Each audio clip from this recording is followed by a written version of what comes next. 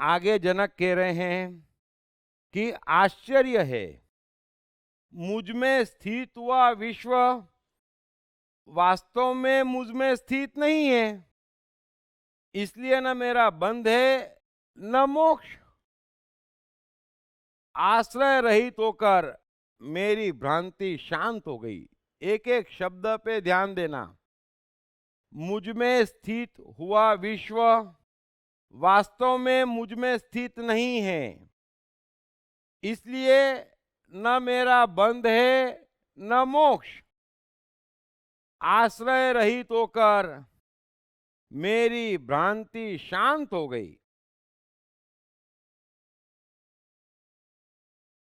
क्योंकि जनक को ताजा ताजा अनुभव हुआ है, इसलिए कमाल की बातें निकल रही है। क्योंकि उनकी भ्रांति अभी अभी मिटी है, बड़ी ताजा है, इसलिए उनसे बेहतर कोई नहीं जान सकता कि मैं क्यों भटक रहा था, है ना। तो वे कह रहे हैं कि मेरा विश्व मुझ में स्थित है, लेकिन वो मुझ में स्थित नहीं है ना। ऑटोमेशन ने करवाया, मैंने किया, उतने क्षण के लिए ये मेरा विश्व है। समझ लेना इस बात को। उनके भीतर वो घुस नहीं रहा है। दर्पण के सामने आप खड़े हैं, तभी तक दर्पण आपको समाये हुए है ना। आप हटे, दर्पण भूला। समाया हुआ नहीं है दर्पण में कुछ भी। कितने आए कितने गए, गधा पूछे कितना पानी। पूछना कभी दर्पण से, तेरे को याद है परसों आया था, अभी की बात कर। अभी तू नमूना मेरे सामने खड़ा है, बस।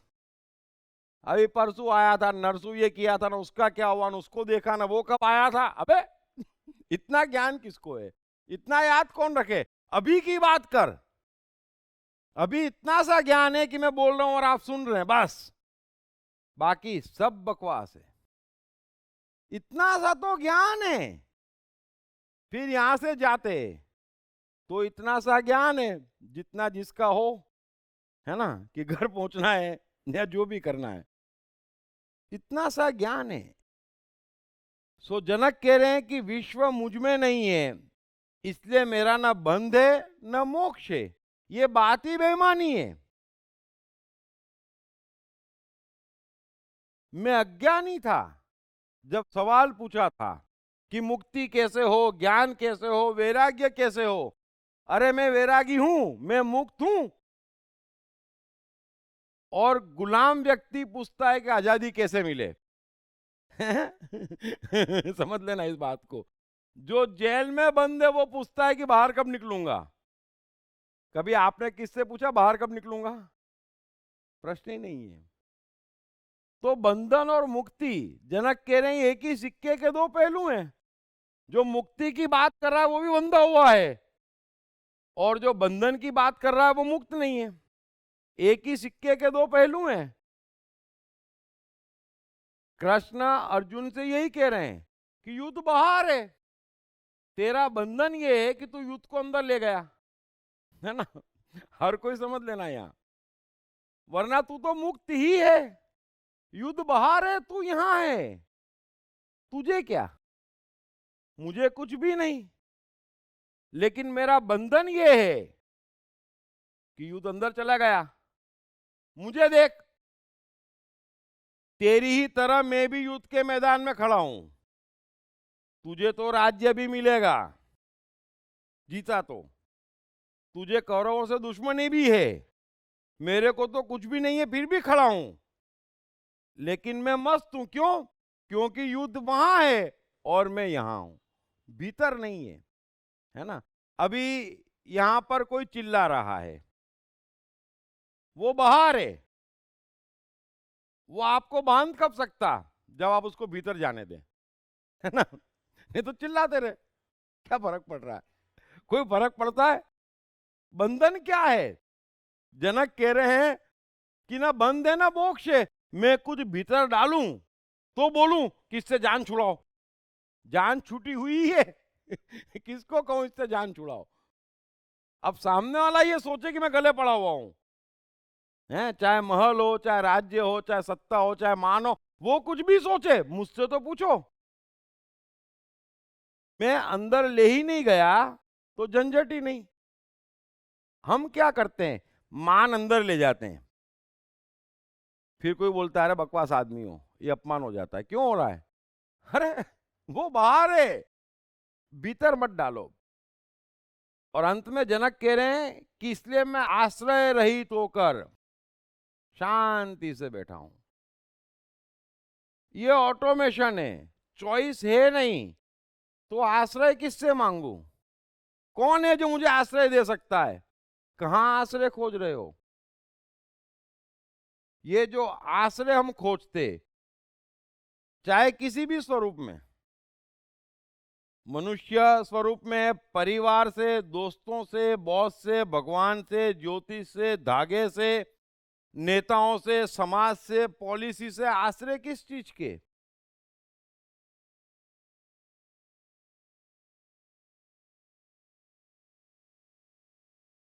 मत खोजो आश्रय। यहां पर किसी को कोई आश्रय नहीं है। होता तो कृष्ण अर्जुन को दे चुके होते पहले ही अध्याय में, है ना?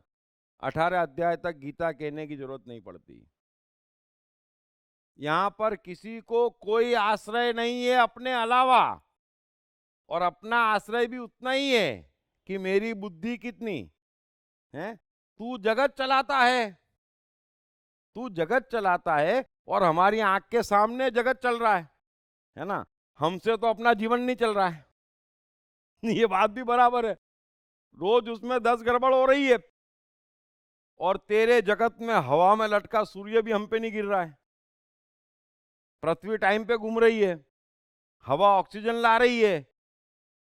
तो इतना सा ज्ञान है कि ले इसको भी चला दे, मैंने समर्पण कर दिया। ले इसको भी चला दे, मैंने समर्पण कर दिया। इतना सा ज्ञान है, मेरे पास कोई चॉइस नहीं, तू बोले वैसा कर लूंगा। मेरा क्या जा रहा है? मेरा क्या जा रहा है? मेरा कुछ भी नहीं जा रहा है। तू बोलेगा वो कर लूंगा, बस इतना सा ज्ञान है। सो जनक कह रहे हैं कि मैं आश्रय रहित होकर स्थित हूं। अब तू बोल, और मैंने किया, मेरा क्या? कुछ भी नहीं। पढ़िए बेस्ट सेलिंग लेखक दीप त्रिवेदी की नई किताब साइकोलॉजी ऑफ कंफ्यूजन, कंफ्यूजन से क्लैरिटी तक की यात्रा। ये किताब अंग्रेजी, हिंदी और गुजराती में सभी प्रमुख बुक स्टोर्स और ई-कॉमर्स साइट्स पर उपलब्ध है। आगे जनक कह रहे हैं कि निश्चित ही शरीर युक्त यह विश्व कुछ भी नहीं है। यह शुद्ध चैतन्य मात्र आत्मा है, तो इसकी कल्पना ही किसमें है? बस यह जो ऑटोमेशन है और जो हमारा जीवन बह रहा है, इस महान लीला की कल्पना ही किसमें है? इसका वर्णन ही क्या है? लेकिन दुर्भाग्य से ज्ञान का ऐसा भूत लोगों को सवार होता है कि लिखने वालों ने आत्मा का भी वर्णन करते हुए ग्रंथ लिखे हुए हैं। भगवान का वर्णन करो, जगत का वर्णन करो, समझ में आती है बात। तो जनक कह रहे हैं कि यह शरीर कुछ भी नहीं है, कल्पना मात्र है। मैं सिर्फ चैतन्य हूं, और मेरा होश इतना ही है कि तू भेजता है और मैं करता हूं। मैं दर्पण हूं, मैं झटके नहीं खाता, मैं भीतर भ्रमित नहीं हूं कि क्या करूं क्या ना करूं, न बाहर भ्रमित हूं कि अच्छा ये बुरा, इसको अपनाऊं या छोड़ूं। ये मेरे हाथ में नहीं है, ये मेरे हाथ में नहीं है, ये मेरे हाथ में नहीं है। कृष्ण का जीवन कृष्ण के हाथ में होता तो कम से कम राधा से तो कभी ना बिछड़ते। यही कृष्ण का ज्ञान है कि मर्जी तेरी पूरी हो। साथ में कृष्ण एक बात और कहते हैं कि तूने मुझे बनाया है तो मैं भी इतना समझता हूं कि तू राधा के शरीर को मुझसे बिछड़ा सकता है, लेकिन मेरे दिल पे मेरा इख्तियार है। उसको दिल में बसाकर जीवन भर घूमूंगा। इस मामले में दखलंदाजी मत करना, है ना। तो कुछ उसके अख्तियार की बातें हैं, कुछ हमारे अख्तियार की बातें हैं, और ये हमारे और उसके आपस की बातें हैं। तो थोड़ा बात करते सीख जाओ, थोड़ा इस रहस्य को समझ लो। ये राधा राधा राधा नहीं तो मैं तो मर जाऊंगा, नहीं, वो द्वारकाधीश हो गए। और यहाँ जगत के अज्ञानियों को लगता है कि 18 वर्ष की उम्र में राधा से बिछड़ गए। जिस राधा को इतने वादे किए थे, जिस राधा पर इतना मरते थे कि कोई ये नहीं पूछता था कि कन्हैया को देखा, सब जने पूछते थे राधा कन्हैया को देखा। राधे किशन, किशन तेरी हस्ती क्या अगर राधे ना हो तो। इतनी छाई थी कृष्ण के अस्तित्व पे। कुदरत ने बिछड़ा दिया और फिर 108 वर्ष जिए, 90 वर्ष तक एक सेकंड को भी शक्ल नहीं दिख पाए। तो कोई रोए नहीं कृष्ण। ये उनका ज्ञान है कि ये प्रकृति तेरे हाथ में है ना। बाहर के जगत को तू घुमा रहा, मुझे भी तू घुमा रहा, लेकिन मेरे दिल पे मेरा इख्तियार है। जरा इधर झांक के देख, पूरे अस्तित्व में राधे राधा नजर आएगी, है ना। तो जगत को लगता है, अज्ञानियों को लगता है कि कृष्ण ने राधा को छोड़ा, धोखा दिया, ब्रिज में अकेली राधे खोई खोई फिरे, तो वो राधा की गलती है ना। वो भी कृष्ण को लेके फिर सकती थी ब्रिज में, कृष्ण पूरे समय राधा को लेके फिरे। सो मैं अलग अलग तरीके से समझाने की कोशिश कर रहा हूं। अब कोई सवाल हो तो पूछ लीजिए, क्योंकि आज सूत्र नहीं हो पाए तो ऑटोमेशन के बचे हुए सूत्र कल होंगे, परसों जब भी है। सर, वेबकास्टिंग के क्वेश्चंस हैं। हाँ, अगर लाइफ में या बिजनेस में कुछ प्रॉब्लम हो गई है तो क्या हम सब परमात्मा पर छोड़ दें, सिर्फ इंतजार करें कि सब ठीक हो जाएगा? तो ऐसे तो हम लेजी हो जाएंगे। इतना समझाया।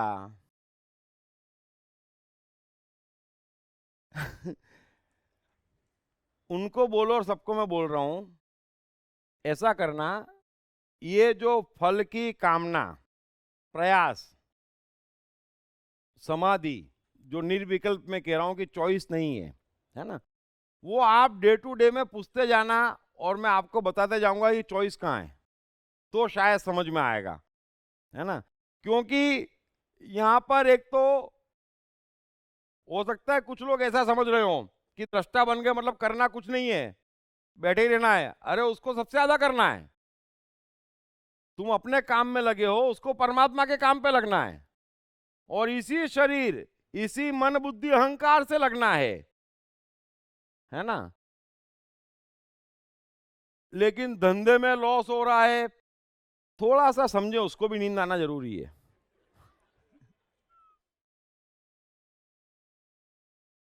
कि हमारे जीवन में दो ऑटोमेशन है। एक बाहर का जगत जो चल रहा है ना, बाहर सब कुछ घट रहा है, आपके मन में भी घट रहा है, मैं यहां बैठा हूं तो सबके जीवन में घट रहा है। इस दुनिया में कितना कुछ बाहर घट रहा है, प्रकृति में भी घट रहा है, मनुष्यों में भी घट रहा है, एक चीज बाहर घट रही है। बाहर घटनाएं दो तरीके से घट रही है, एक प्रकृति के अधीन है और एक मनुष्य के अधीन है। और मनुष्यों के जीवन में जो कुछ भी घट रहा है वो उनके अधीन है, क्योंकि वो खुद उपद्रव कर रहे हैं। बहुत कम लोग प्रकृति के रास्ते चल रहे हैं, पूरा आधा कितना भी,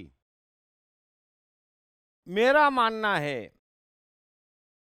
कि 25% भी कोई ऑटोमेशन में बैठ जाए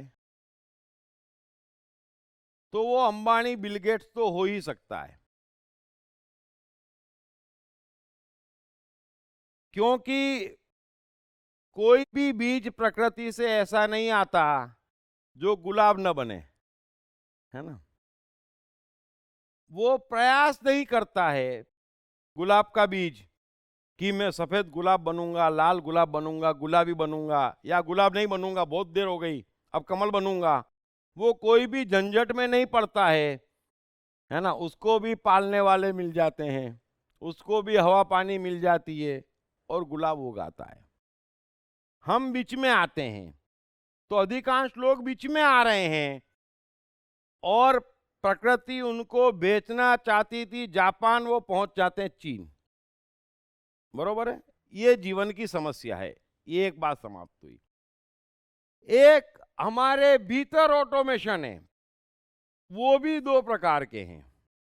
एक प्रकृति के अधीन है और एक हम अपनी स्वतंत्रता का उपयोग करके अपने हिसाब से उसको चलाने लगाने में लगे हुए हैं।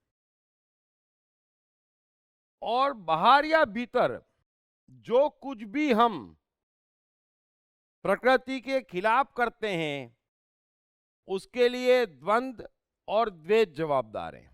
भीतर द्वंद्व है और बाहर द्वैत है। तो हम करते करते अटक जाते हैं, और अटकना है ही नहीं, क्योंकि कांच की तरह साफ है कि मुझे क्या करना है। अब कोई भी जीवन बगैर काम करे नहीं चल सकता, तो ये धंधा कर रहे हैं, है ना। अगर धंधा ऑटो से आया होगा, दो बात का फर्क समझना। धंधा भी यहां ऑटो से आने का कोई इंतजार नहीं करता है, अरे उसने उसमें बहुत कमा लिया, अपन भी शुरू कर दो। ऑटो की परमात्मा ज्योतिष ने कह दिया, अरे तुमने 500 दिए, 5000 देते तो तुम्हारी कुंडली में कहीं बिल गेट्स बनना लिखा है वो भी निकाल देता। वो तो उसका क्या जा रहा है, जरा समझो। तो धंधा भी ऑटो से आता है, विज्ञान भी ऑटो से आता है, और जो ऑटो से आता है वो करने में मजा आता है, उसका पहला सबूत। और फल की कामना कमजोर होती है उसमें, ये दूसरा सबूत। अब धंधा कमाने के लिए कर रहे हो तो आप स्वयं कर रहे हो, तो नुकसान के लिए तैयार रहो, भगवान आपकी जवाबदारी नहीं लेगा। वो भेज रहा है तो आपको करने में मजा आ रहा है, तो मजा आ रहा है ना, और क्या चाहिए। बस ये बेसिक प्रिंसिपल जिसने समझ लिया वो बिल गेट्स अंबानी हो जाता है। तो एक भीतर का ऑटोमेशन है, एक बाहर का, और विकल्प नहीं है। अब चाहे आप कर रहे हो चाहे प्रकृति की सुन रहे हो, तो भी ऑटोमेशन हो। मतलब कि चाहे आप कर रहे हो चाहे प्रकृति की सुन रहे हो, वो दोनों भी एक ऑटोमेशन है। आप जो कर रहे हो उसका भी अपना एक आर्टिफिशियल ऑटोमेशन बन चुका है। अब इस विज्ञान को समझना, अब वहां से भी आप करने को बाध्य हो, तो धंधे में नुकसान जा रहा है तो आप बाध्य हो नुकसान अटकाने की सोचने के लिए। चॉइस कहां है, आप कर रहे हो तो भी आप बंधे हुए हो, इस बात को समझना, क्योंकि भीतर से ही आएगा। सो चॉइस तो मनुष्य को वो खुद कर रहा है तो भी नहीं है, तो भी ऑटोमेशन है। अच्छा है, मैं परसों इसी विज्ञान को डिटेल में लूंगा ताकि आप समझें। चॉइस फिर भी नहीं है, लेकिन वो गलत ही रास्ता है, वो गलत ही रास्ता है। और हम प्रकृति के रास्ते जा रहे हैं कि नहीं, उसके कई कई सबूत हैं। यदि समय का पता चल रहा है तो आप प्रकृति के रास्ते नहीं है।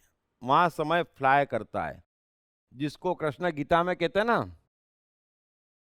कि मेरा एक जन्म बराबर तेरे लाख जन्म। फ्लाई करता है। हर काम में मजा आता है। फल की कामना कमजोर होती है। द्वंद्व और द्वैत तो बता ही दिया जनक ने कि भीतर भ्रम नहीं होता कि ये ना किया होता तो, ये क्यों करा,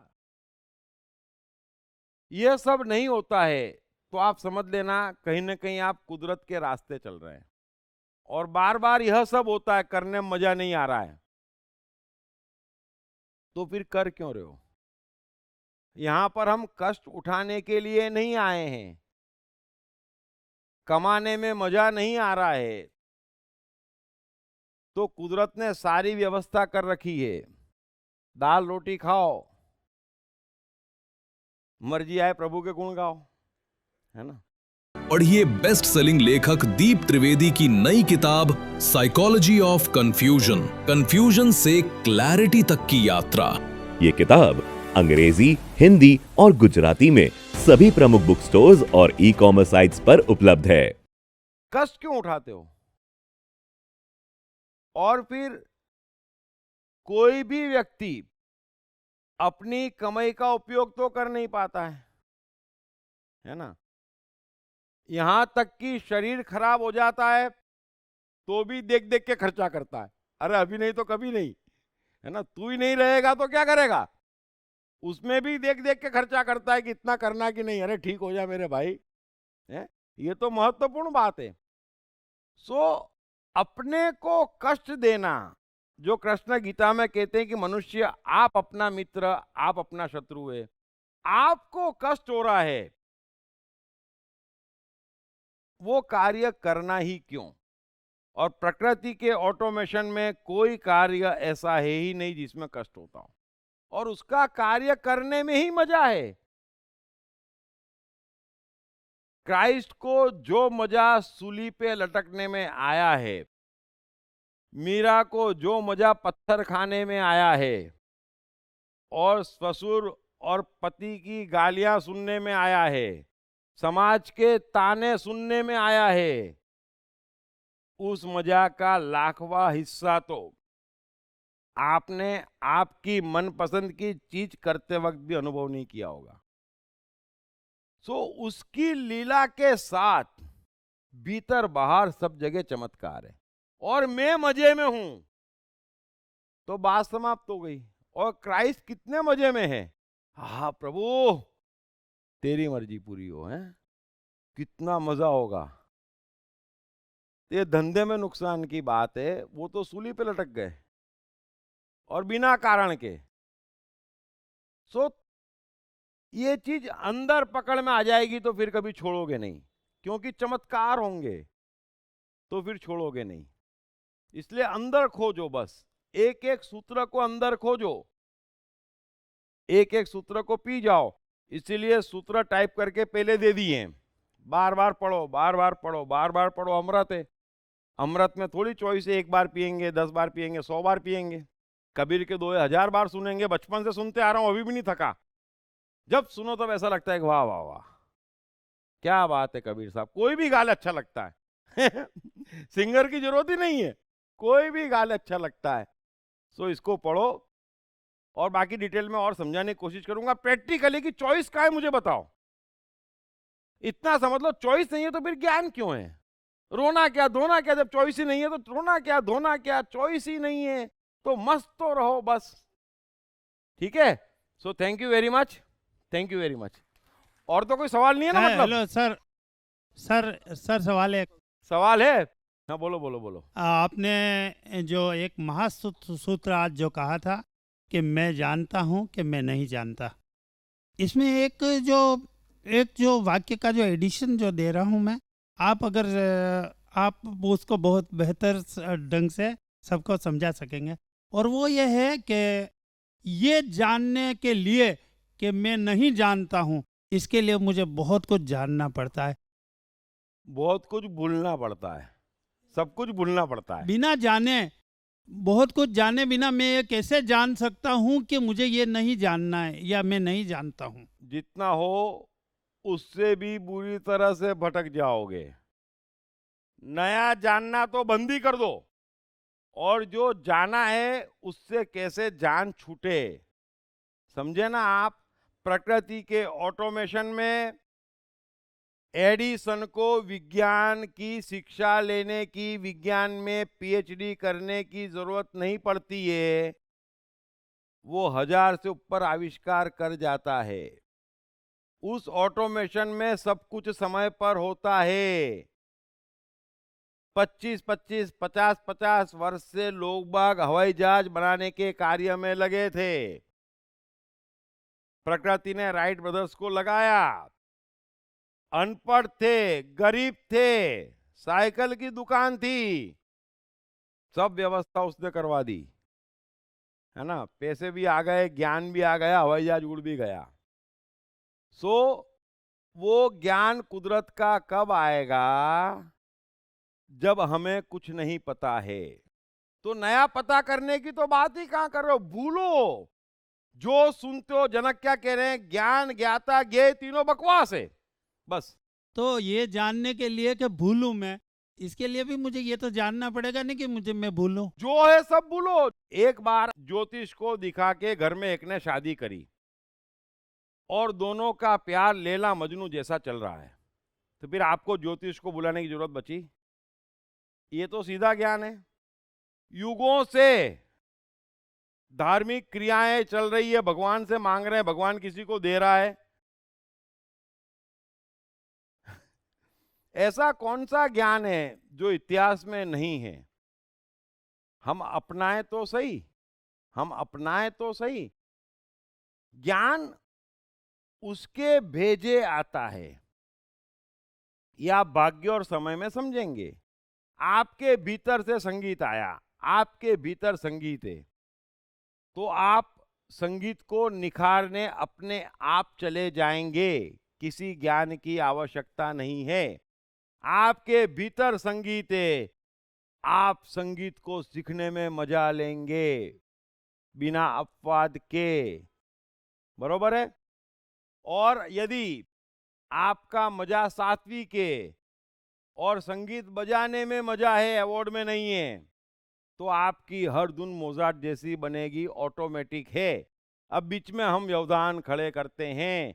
हमारे भीतर संगीत है। माँ बाप ने कह दिया, पागल है क्या, सड़क पे गाएगा, रेस्टोरेंट में गाएगा, ये धंधा गलत दिख रहा है, बस आपका उद्धार हो गया। इसलिए हर ज्ञान बकवास है, ज्ञान भीतर पड़ा है, उसकी सुनो, उसकी सुनो। जल्दी से एक ऐसा दिन आएगा जब प्रकृति से आपका रेडियो स्टेशन मिल जाएगा, है ना, जो भी फ्रीक्वेंसी पे सेट है ना, उससे मिल जाएगा। और वो कब मिलेगा? जब बाकी कोई रेडियो स्टेशन नहीं बज रहा होगा, है ना। सो आप पूछो मत कि क्या जानूं, क्या भूलूं, कैसे काटूं, और तहे दिल से, टुकड़े टुकड़े में नहीं, है ना। रामकृष्ण परमहंस ने एक धनपति को बोला कि ये माया, माया से छूटना चाहता हूं, तो कितनी देर, कितनी सोना मोहरें लेके आ जा। वो लेके आया, बोले फेंक दे पानी में। अरे बोले ये तो गलत जगह आ गया।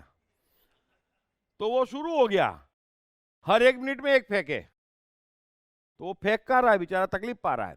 जिसको फेंकना मतलब फेंकना ना, तो छोड़ना मतलब छोड़ना। अब क्या करते हैं, बुधवार, गुरुवार और शनिवार 3 चीजें करते हैं। अभी सर ने इतना बोला है तो गुरुवार छोड़ देते हैं। अरे तो छोड़ना है तो छोड़ना है, अंदर तक छोड़ना है, और सिर्फ छोड़ना है। ज्ञान वहां से आने दो, उसको बोलने दो कि तू इंजीनियरिंग कर, उसको बोलने दो, आपके भीतर से आने दो। हर कृत्य आपके लिए खेल हो जाएगा, एक आनंद और उत्सव हो जाएगा। सफलता और मस्ती के शिखर छुएंगे, ना प्रयास की जरूरत, ना फल की जरूरत, ऑटोमेटिक है। किसी बच्चे को स्कूल से आने के बाद खेलने के लिए कहना पड़ता है, उसको ट्राई करना पड़ता है, वो दुखी होता है, वो टेंशन में रहता है, नहीं, फिर रात को सोते वक्त टेंशन में आता है, ये सुबह फिर माँ भेजेगी। तो सारे प्रयास की जड़ क्या है उसको पहचानो, वो प्रयास की जड़ है। अभी पूरा संसार ग्रेजुएट है तो क्या हो गया, पूरा संसार धार्मिक है तो क्या हो गया, कुछ हो गया? आपको कुछ आप बनाने भेजा है और आप 50 को बाप बनाए घूम रहे हैं। सर मैंने देखा है कि अक्सर हम दर्पण को पहुंच पहुंच के रगड़ रगड़ के साफ किए जाते हैं और सोचते हैं कि साला फिर भी धुंधला दिख रहा है, बाद में मालूम पड़ता है कि हमने अपना मुंह धोया ही नहीं। पढ़िए बेस्ट सेलिंग लेखक दीप त्रिवेदी की नई किताब साइकोलॉजी ऑफ कंफ्यूजन, कंफ्यूजन से क्लैरिटी तक की यात्रा। ये किताब अंग्रेजी, हिंदी और गुजराती में सभी प्रमुख बुक स्टोर्स और ई-कॉमर्स साइट्स पर उपलब्ध है। और कोई सवाल? सर मेरा एक सवाल है कि जैसे आप बोलते हो प्रयास नहीं करना चाहिए, तो अगर छोटे घर से बड़े घर में जाना है तो ढूंढने के लिए वो प्रयास तो करना पड़ेगा ना। अरे चॉइस प्रयास का अर्थ क्या होता है, अभी आपको कल समझ में आएगा। प्रयास का अर्थ क्या होता है कि आप कोशिश कर रहे हैं, है ना? कोशिश क्यों कर रहे हैं? क्योंकि आपकी सिस्टम में गड़बड़ है ना, इसलिए आपको पता चल रहा है। ऑटोमेटिक होता है, उसको कहते हैं एफर्टलेस। तो जीवन के हर कार्य एफर्टलेस निपटना चाहिए। वो कब निपटेंगे? जब हमें इतना ज्ञान हो जाए कि हमारे पास चॉइस नहीं है ना। अभी आपको एक घर से दूसरे घर जाना है तो एक ज्ञान हो गया आपको कि सामान अवेरने के अलावा चॉइस नहीं है। अब जैसे ही सामान अवेरने की बात आती है, सब मेंबर एक दूसरे को बोलते हैं ये तेरा, मैंने ज्यादा अवेरा, तुमने कम अवेरा। ये सब झगड़े क्या है? टेंशन में अवेरते हैं, जैसे कोई बहुत बड़ा बोझ उठाना हो। चॉइस नहीं है, उसका मजा लो। इसको कहते हैं एफर्टलेस। और धीरे धीरे सीखेंगे तो हर कार्य एफर्टलेस होगा, मस्ती में होगा। एफर्टलेस ही है जीवन। सो एफर्ट का मतलब ये है, जो मैंने बताया कि हमारा अस्तित्व विभाजित है, इसलिए हमको पता चलता है कि हम एफर्ट कर रहे हैं। क्योंकि मन अवेरने में नहीं है, जीवन की मजबूरी अवेरने में लगाए हुए है, तो हमको लगता है कि वो एक जगह आना चाहिए। जब मालूम पड़ेगा चॉइस नहीं है तो एक जगह आ जाएगा, धीरे धीरे आएगा ऐसा। तो एफर्टलेस तो मैजिक है। मैं सुबह से रात तक काम करूं और काम करता जाऊं, ऊर्जा बढ़ती जाए, तो मैं सही डायरेक्शन में हूं। काम करने के पहले ही थक जाऊं और करते करते मर जाऊं, उसी को आप एफर्ट कह रहे हैं, वो गलत रास्ते है ना। तो गलत रास्ते है। अब तो यहाँ पे तो कोई सवाल नहीं है ना? सर एक छोटा सा कंफ्यूजन है कि जैसे आपने बोला कि मतलब ऑप्शन नहीं है, जैसे आपने एग्जांपल भी दिया कि अगर एक रोज़ रेड है और वो अगर वो वाइट बनने की कोशिश करता है तो वो शायद एफर्ट हुआ। मतलब अगर कोई जो है, अगर वो ही पूरी तरीके से अगर वो बाहर आ जाए तो शायद वो बेस्ट बन जाए। उसको कहते हैं हम कि वो अपने भाग्य पे पहुंच गया। राइट। That is optimum. गुलाब का बीज ज्यादा से ज्यादा गुलाब का फूल बन सकता है, वो जमीन आसमान एक कर दे, उससे ऊपर नहीं उठ सकता है। तो इसको कहते हैं हम ऑप्टिमम पे बैठ गया। तो ये सारे प्रयास है ऑप्टिमम पे बैठने के लिए। और हमारे में से किसी का भी कोई भी optimum Edison, Einstein, Bill Gates, Buddha, Christ से कम नहीं है। हम वहां पहुंच नहीं पा रहे हैं अपने ही चक्करों में उलझ के। बस इतनी सी बात है। अब बोल, वेबकास्टिंग अभी ले ले, अब चल। In Ashtavakra Gita, Ashtavakra is asking us to leave Samadhi, while in Gita, Arjun asks, who is Trit Pragya in Samadhi? So what is the difference between both? Krishna भी यही कहते हैं कि जो करने योग्य कर्म किसी भी बाहरी कारण से नहीं त्यागता, और जो किसी भी कारण से, किसी भी वजह से भीतर कंपित नहीं होता, वो स्थित प्रज्ञ है ना। तो आप समाधि से तो सबसे ज्यादा कांपते हैं। स्थित प्रज्ञ समाधि नहीं करेगा किसी भी प्रकार की। और समाधि का अर्थ यह नहीं है, समझ लेना, कि धार्मिक समाधियों की ही बात चल रही है। समाधि का अर्थ है साधना। और कोई भी चीज आप साधने का प्रयास कर रहे हैं, उसी में बिगाड़ रहे हैं। पूरा विज्ञान ये है कि तू सुखी है। अब तेरा सवाल ये है कि मैं सुखी कैसे हूं? इस जन्म में नो चांस, सवाल ही गलत है। तू सुखी है, अब तुझे भ्रम हो रहा है कि मैं सुखी नहीं हूं। वो भ्रम क्यों हो रहा है? कभी तू इसको देख रहा है, कभी तू इसकी सुन रहा है। मैं तो सुखी हूं, लेकिन मैं सोचता हूं ये मेरा छोटा भाई आगे बढ़ गया, ये पड़ोसी का बच्चा ऊपर चढ़ गया, तो चढ़ने देना। मैं तो सुखी हूं, सो मैं सफल हूं। यदि आज सफल नहीं हूं और सफल के लिए साधता हूं, तो मैं इस जीवन में सफल नहीं हो सकता। क्योंकि साधना किसी भी प्रकार से उल्टे डायरेक्शन में ले जाती है। मैं कैसे समझा रहा हूं बार बार कि ये ऑटोमेशन है। भाग्य और समय में शायद विस्तार से समझ में आ जाएगा। आपको जो हो रहा है वो होने दो। अभी ये स्थित प्रज्ञ पूछ रहे हैं, अरे पूरी गीता का सार ये है कि जो हुआ अच्छा हुआ, जो हो रहा है अच्छा हो रहा है, और जो होगा अच्छा होगा।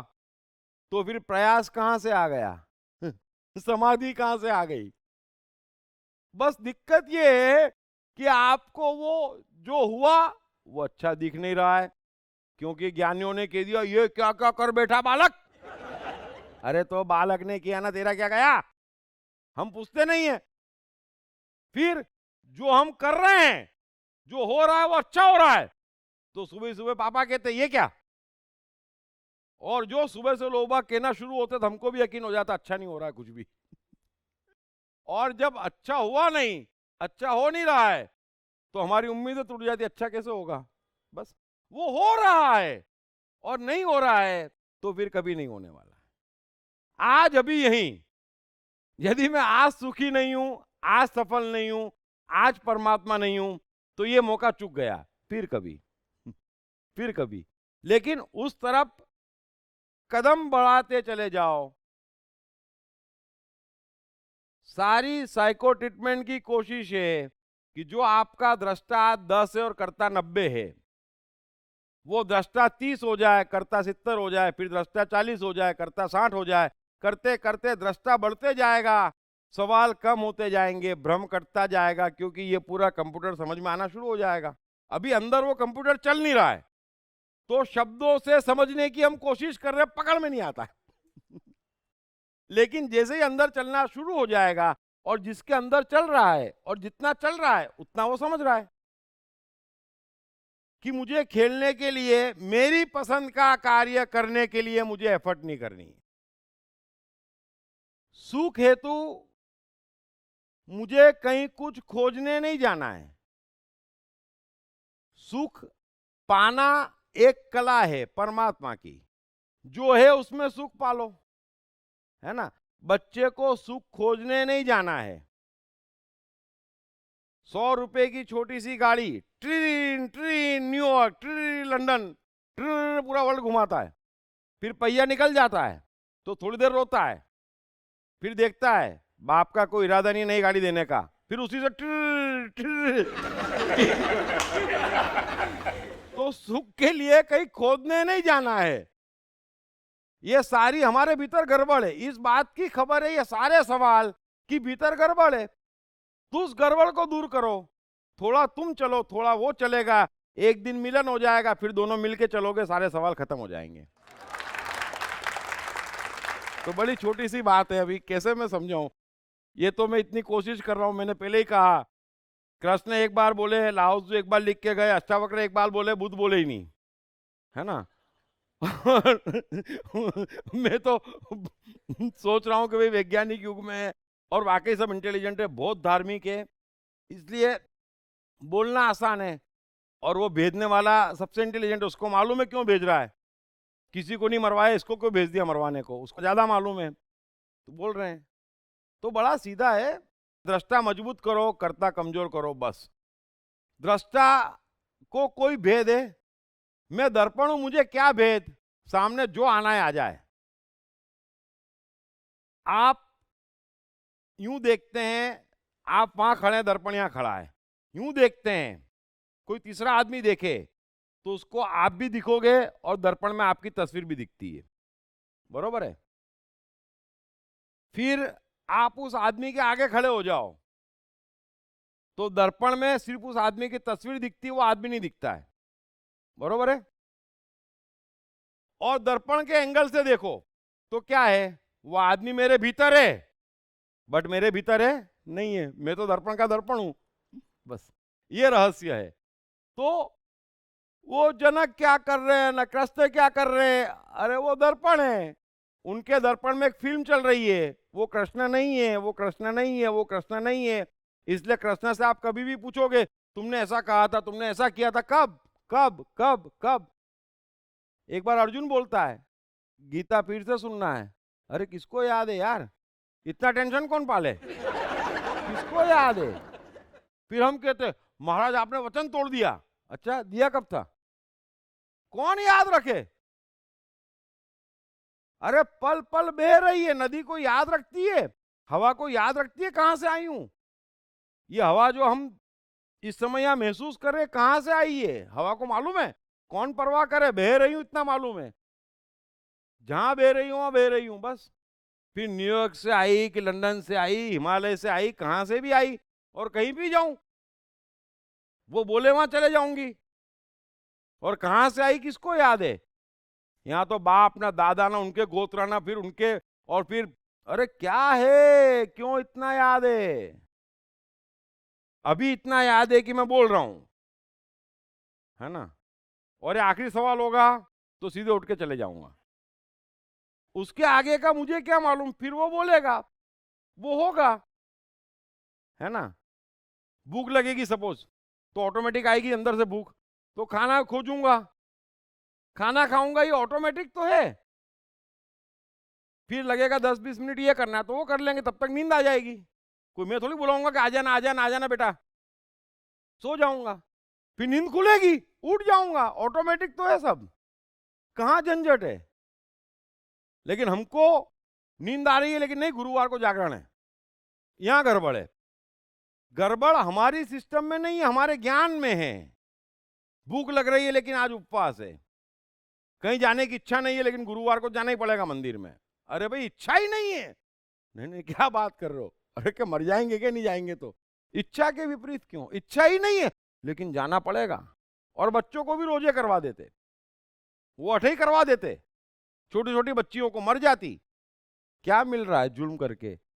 सो हम खुद अपनी सिस्टम बिगाड़ रहे, सब ऑटोमेटिक है। थोड़ा देखो, ज्ञान इतना सा है कि भूख लगे तो खा लो, नींद आए तो सो जाओ, मौका अच्छा लगे तो हाथ अजमा लो, है ना।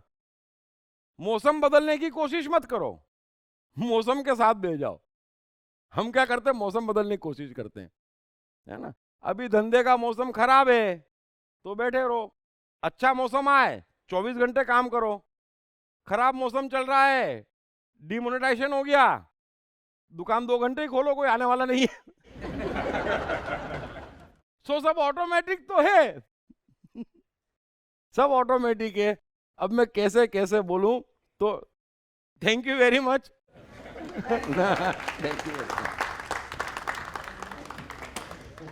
पढ़िए बेस्ट सेलिंग लेखक दीप त्रिवेदी की नई किताब साइकोलॉजी ऑफ कंफ्यूजन, कंफ्यूजन से क्लैरिटी तक की यात्रा। ये किताब अंग्रेजी, हिंदी और गुजराती में सभी प्रमुख बुक स्टोर्स और ई-कॉमर्स साइट्स पर उपलब्ध है।